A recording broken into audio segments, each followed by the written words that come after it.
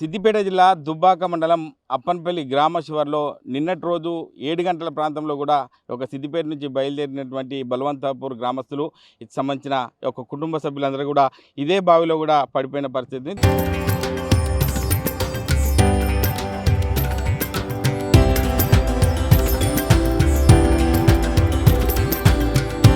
తరతరాలుగా తరగని స్వర్ణ బంధాలు మన మానిపల్లి జ్యువెలర్స్.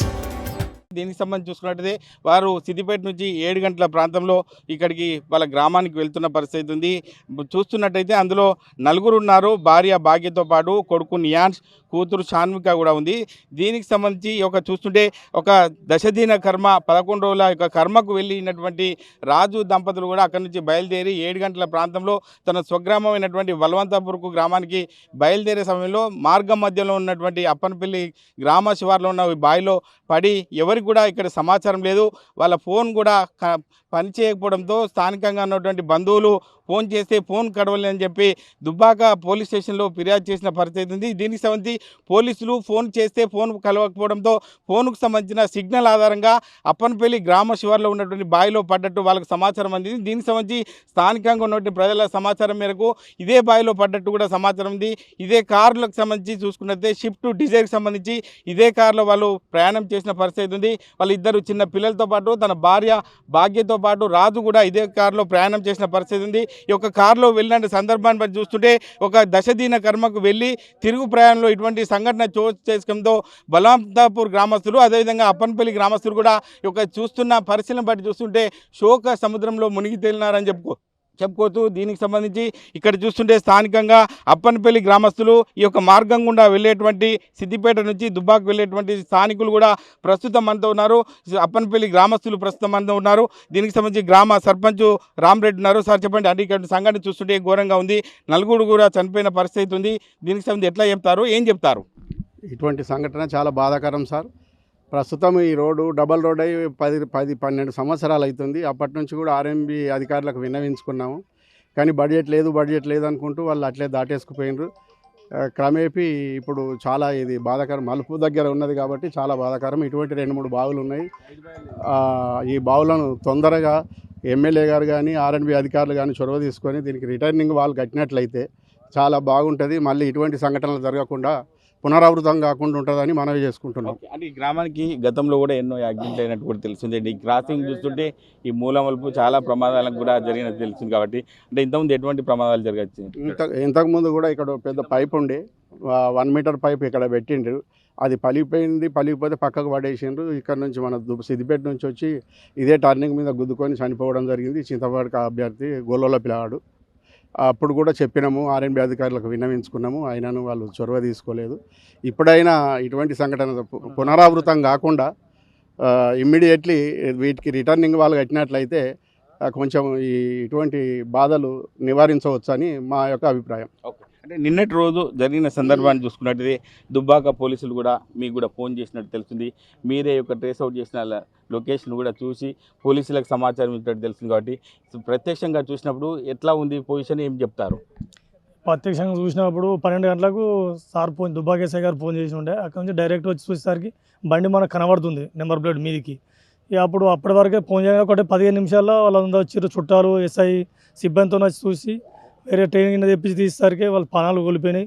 చాలా బాధాకరంగా ఉన్నారు. ఒకటే దగ్గర ఇలా అల్పించుకొని పండుకున్నారు.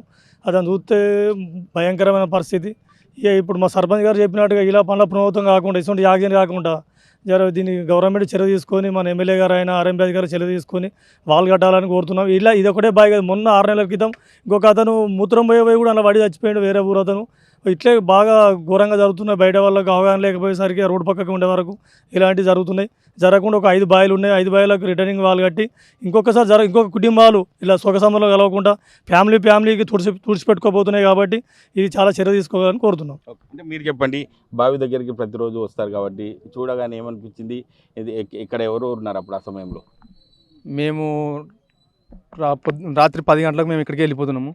మాకు ఏం కనవలేదు. 12 గంటలకు వచ్చే వరకల్లా ఇక్కడ పడ్డారు. చూసే వరకల్లా మొత్తం పిల్లలతో సహా మొత్తం దగ్గరికి వచ్చి చనిపోయారు వాళ్ళు. కాళ్ళు మొత్తం అలా మునిగింది. ఒక మీదికి భాగం మీకు తెలిసి ఉన్నది. 3 గంటల దాకా బాగా ఇబ్బంది పడ్డాము. పోలీసు వారు వచ్చారు. అందరం క్రేన్తో సహా మొత్తం గుంజి గడ్డకేసినాము. అది వరకు చనిపోయారు వాళ్ళు. అంటే ప్రతిరోజు ఇదే ఒక ఏరియాలో మీరు తిరుగుతున్నారు కాబట్టి అంటే ఎట్లా అనిపిస్తుంది ఈ యాక్సిడెంట్ చూసిన తర్వాత నలుగురు ఒకటేసారి చనిపోవడం వల్ల మీకు ఎలా అనిపిస్తుంది? గ్రామంలో ఏమనుకుంటున్నారు?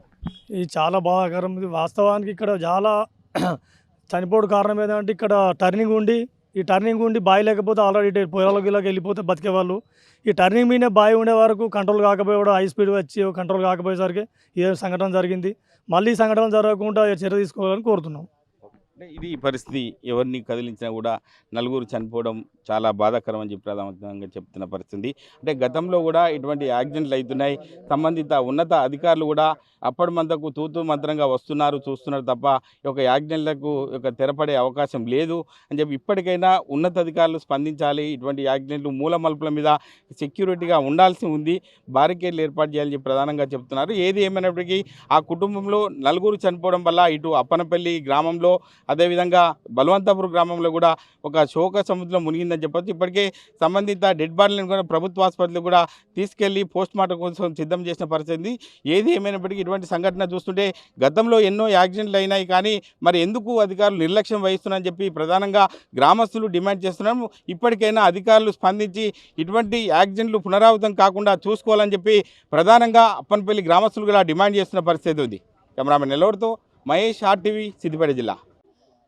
సిద్దిపేట జిల్లా దుబ్బాక మండలం అప్పన్పల్లి గ్రామ శివార్లో నిన్నటి రోజు 7 గంటల ప్రాంతంలో కూడా ఒక సిద్దిపేట నుంచి బయలుదేరినటువంటి బలవంతపూర్ గ్రామస్తులు ఇది సంబంధించిన ఒక కుటుంబ సభ్యులందరూ కూడా ఇదే బావిలో కూడా పడిపోయిన పరిస్థితి. దీనికి సంబంధించి చూసుకున్నట్టయితే వారు సిద్దిపేట నుంచి 7 గంటల ప్రాంతంలో ఇక్కడికి వాళ్ళ గ్రామానికి వెళ్తున్న పరిస్థితి ఉంది. చూస్తున్నట్టయితే అందులో నలుగురు ఉన్నారు. భార్య భాగ్యతో పాటు కొడుకు నియాన్స్, కూతురు షాన్విక కూడా ఉంది.